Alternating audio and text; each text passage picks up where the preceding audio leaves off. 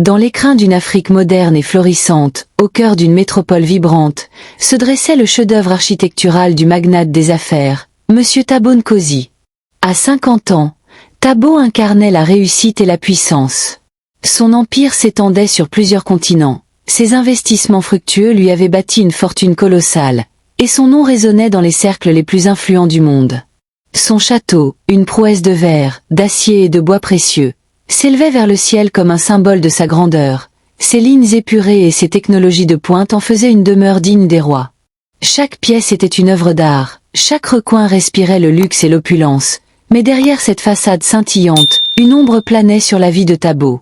Son talon d'Achille, une faiblesse qui menaçait de faire s'écrouler son monde parfait, une passion dévorante pour les femmes, une absence totale de discipline sexuelle qui le poussait sans cesse vers de nouvelles conquêtes. Cette obsession, bien que discrète, était une épée de Damoclès suspendue au-dessus de sa famille. Son épouse, Aliya, 45 ans, était l'incarnation même de l'élégance et de la dignité. Femme d'une beauté intemporelle, elle avait toujours été le pilier de leur foyer, gérant avec grâce et intelligence les affaires domestiques et sociales.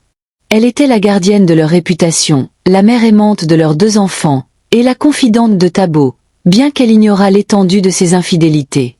Leur fils, Kwame, 18 ans, était un jeune homme brillant, sur le point d'entamer ses études universitaires à l'étranger, et leur fille, Zara, 17 ans, une adolescente pétillante, pleine de vie et de rêves. La famille Nkosi, en apparence, était l'image même du bonheur et de la prospérité. Cependant, la charge de travail au château, avec ses vastes espaces et ses exigences de propreté immaculée, devenait trop lourde pour Aliya seule. Après mûre réflexion, elle décida qu'il était temps d'engager une aide supplémentaire, une bonne à tout faire qui pourrait alléger son fardeau et assurer le maintien impeccable de leur somptueuse demeure. Elle ne se doutait pas que cette décision, prise dans l'innocence et le besoin, allait devenir le catalyseur d'une tragédie, un grain de sable qui allait enrayer la mécanique parfaite de leur existence et plonger leur famille dans un abîme de difficultés. Le destin, avec son ironie cruelle, s'apprêtait à tisser une toile complexe, où les fils de l'amour, du désir, du secret et de la honte s'entremêleraient pour révéler une vérité insoutenable. La recherche de cette nouvelle employée fut menée avec le plus grand soin, Aliya étant soucieuse de trouver une personne de confiance, discrète et efficace. Elle ne savait pas que la personne qu'elle s'apprêtait à accueillir dans son foyer portait en elle les germes d'un passé oublié, un passé qui allait ressurgir avec une violence inouïe, déchirant le voile de leur existence privilégiée et exposant au grand jour les failles profondes de leur bonheur apparent. Le château, autrefois un sanctuaire de paix et de luxe, allait bientôt devenir le théâtre d'un drame familial, où chaque membre serait confronté à ses propres démons et à la cruauté d'une vérité longtemps enfouie. La vie d'Nkosi, si parfaite en apparence, était sur le point de basculer, emportée par les courants tumultueux d'une passion interdite et d'un secret de famille dévastateur. C'est ainsi que Nala fit son entrée dans la vie d'Nkosi. Dès le premier regard, sa présence fut un choc, une onde de stupeur silencieuse qui traversa le château. Elle était d'une beauté angélique, presque irréelle, une apparition qui défiait toute description. Sa peau, d'une clarté lumineuse, semblait capter et refléter la lumière. Ses grands yeux, d'un noir profond, possédaient une intensité troublante, capable de sonder l'âme. Ses cheveux, d'un noir d'ébène, encadraient un visage aux traits délicats, et son corps, sculpté avec une grâce divine, se mouvait avec une fluidité hypnotisante. Nala n'était pas seulement belle, elle était la beauté incarnée, une tentation vivante à laquelle peu d'hommes auraient pu résister. Thabo, habitué au charme féminin, fut immédiatement captivé.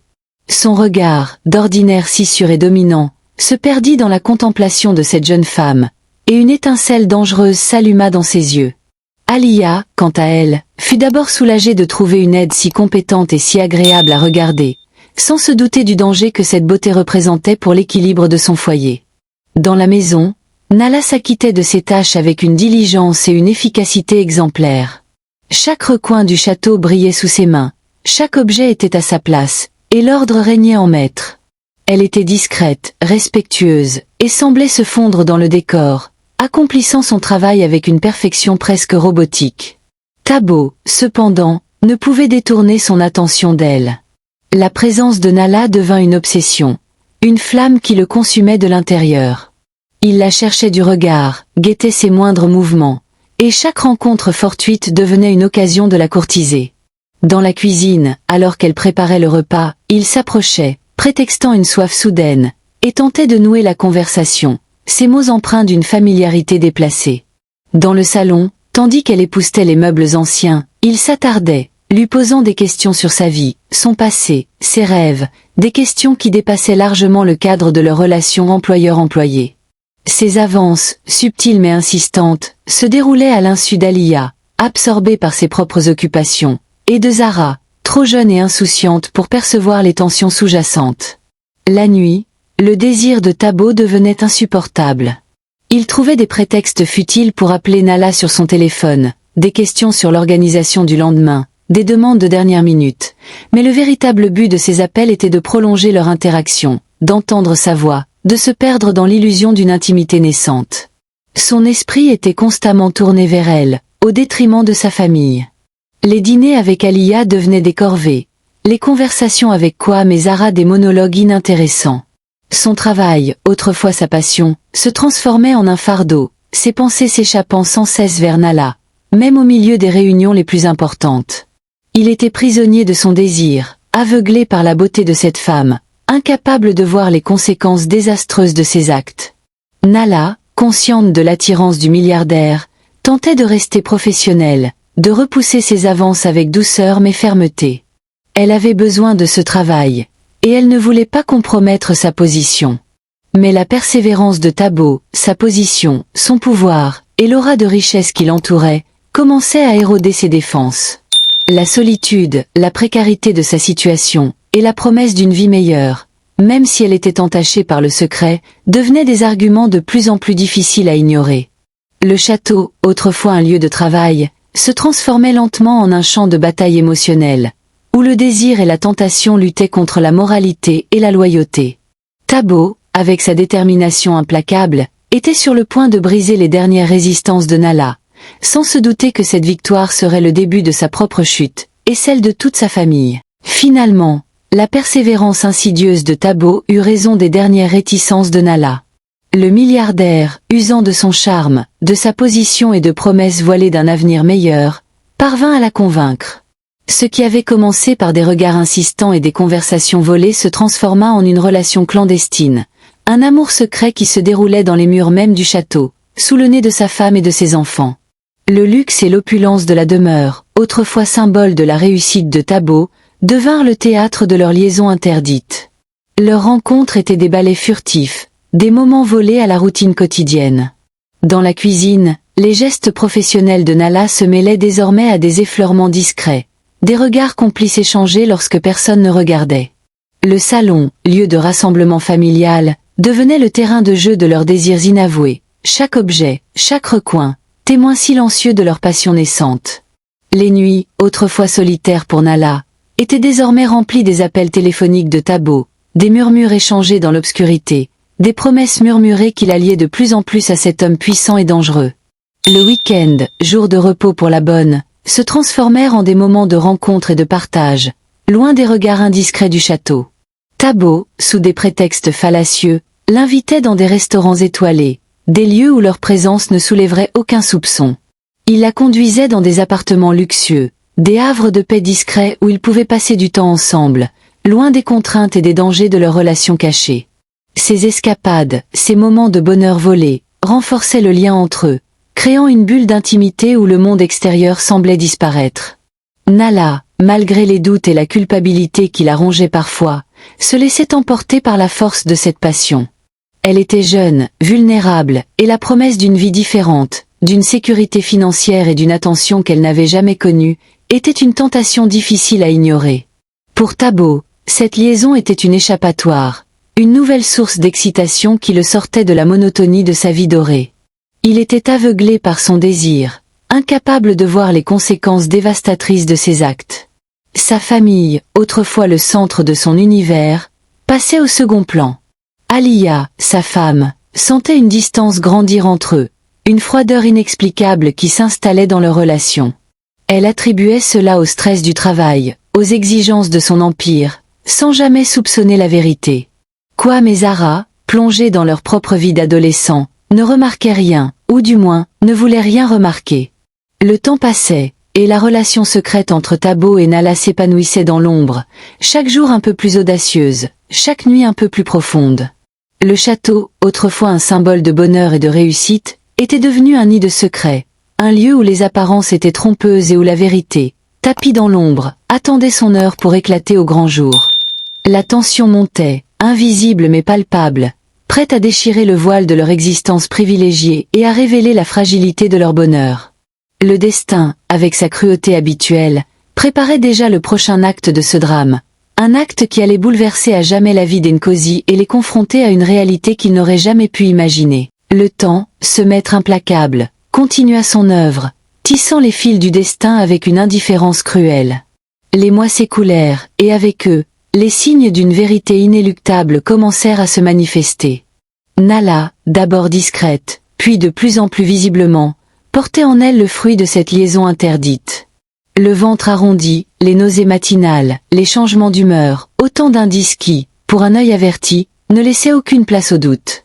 La nouvelle, comme une traînée de poudre, se répandit d'abord dans les murmures des autres employés du château, puis, inévitablement, parvint aux oreilles d'Aliya. Le choc fut brutal, une déflagration silencieuse qui ébranla les fondations de son monde. La femme élégante et digne, toujours maîtresse d'elle-même, fut saisie d'une fureur froide, mêlée d'une douleur lancinante. La trahison était insupportable, d'autant plus qu'elle venait de l'homme qu'elle aimait et de la femme qu'elle avait accueillie sous son toit. Elle confronta Thabo, ses yeux, d'ordinaire si doux, lançant des éclairs de colère et de déception. Le milliardaire, pris au piège, sans échappatoire possible, fut contraint d'avouer. L'aveu fut un coup de massue pour toute la famille.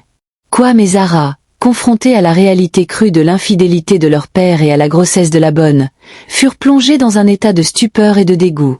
L'image de leur père, autrefois intouchable, s'effondrait, révélant un homme faible, égoïste et profondément imparfait.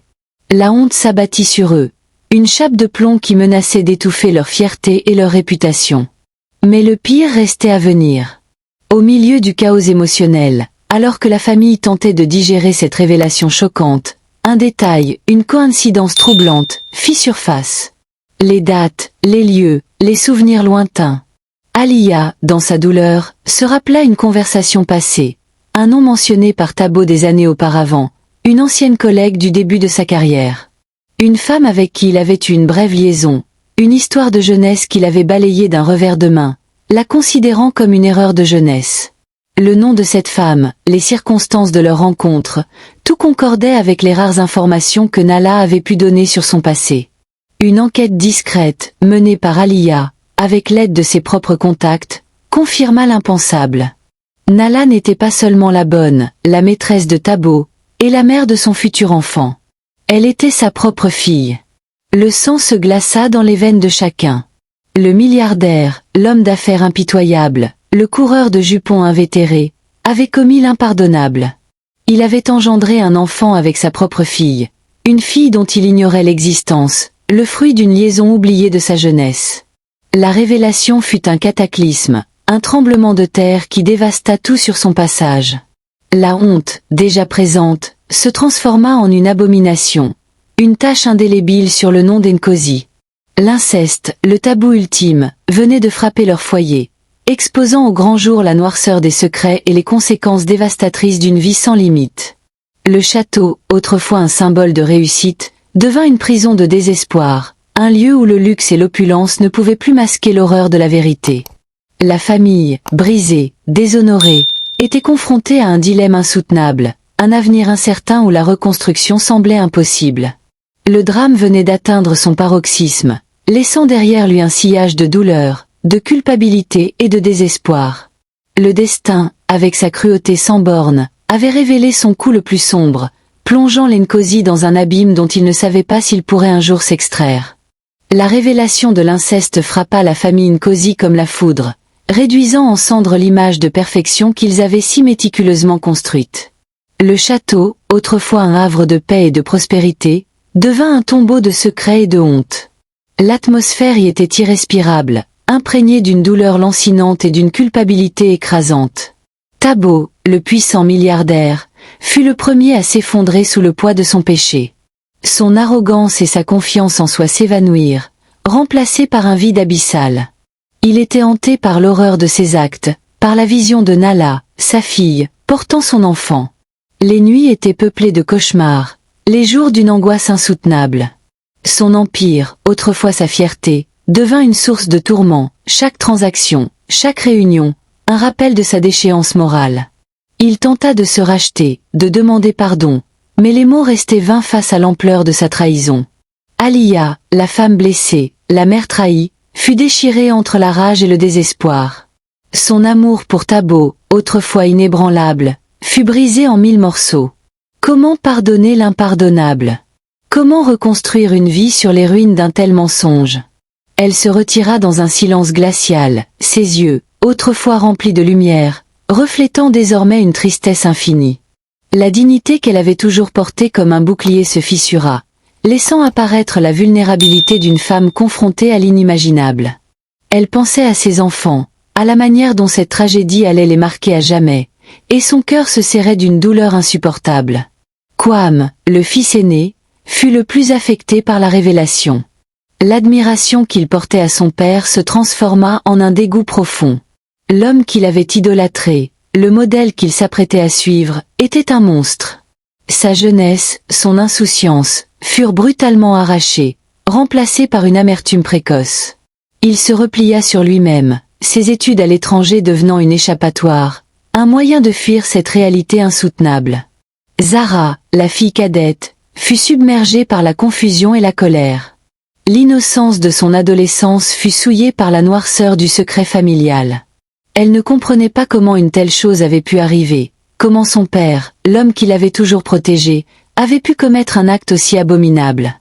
Elle se sentait trahie, humiliée, et son cœur d'enfant se brisa sous le poids de cette vérité. Nala, la victime innocente de cette tragédie, fut prise au piège d'un destin cruel. Sa beauté, autrefois une bénédiction, devint une malédiction. Elle portait en elle le poids d'un secret qui la liait à jamais à l'homme qui était à la fois son père et le père de son enfant. Son avenir, autrefois incertain, devint une toile déchirée, sans espoir de réparation. Elle était seule, isolée, et le regard des autres, même s'il était empreint de pitié, la rongeait de l'intérieur. La famille Nkosi, autrefois unie et prospère, fut démantelée par la honte et la douleur. Le château, autrefois un symbole de leur réussite, devint un monument à leur chute. Les rumeurs se répandirent comme une traînée de poudre, le nom d'Nkosi, autrefois synonyme de respect, devint un sujet de commérage et de scandale. Les affaires de Tabo commencèrent à souffrir, ses partenaires se retirant discrètement, ses investissements s'effondrant sous le poids de sa réputation ternie. La vie, telle qu'il la connaissait, cessa d'exister. La tragédie d'Nkosi fut un rappel brutal que la richesse et le pouvoir ne pouvaient acheter ni le bonheur, ni la moralité. Les secrets, même les mieux gardés, finissent toujours par éclater au grand jour, laissant derrière eux un sillage de destruction. Le destin, avec son ironie cruelle, avait révélé la vérité, exposant la fragilité de l'existence humaine et les conséquences dévastatrices d'une vie menée sans conscience ni discipline. Le château, silencieux et vide, se tenait là, témoin muet d'une histoire africaine à couper le souffle, une histoire de grandeur et de chute, d'amour et de trahison, de secrets et de révélations, une histoire qui résonnerait à jamais dans les annales de la honte et du désespoir.